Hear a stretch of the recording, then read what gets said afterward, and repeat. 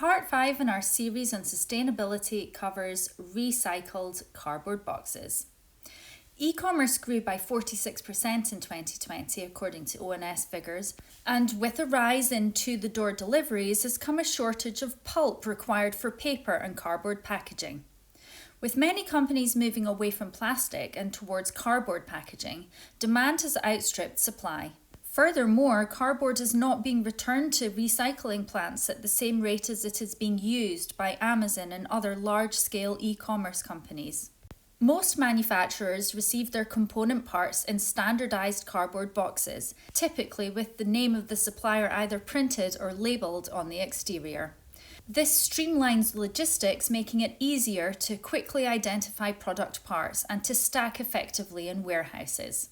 A couple of years ago, our G-Hold production team spoke to the factory to request that our parts were delivered in second-hand cardboard boxes, simply labelled over with the required information.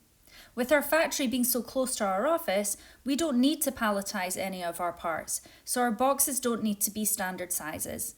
This means that our factory can recycle their used cardboard boxes without needing to send them to a plant.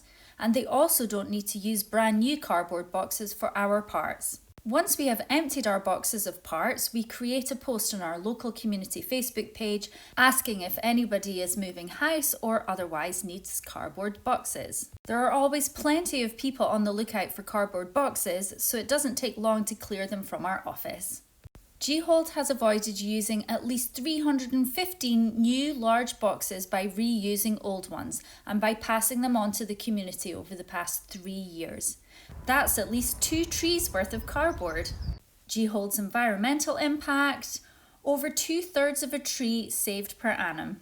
Consumer tip: always remember to recycle paper and cardboard, particularly if you do a lot of ordering online.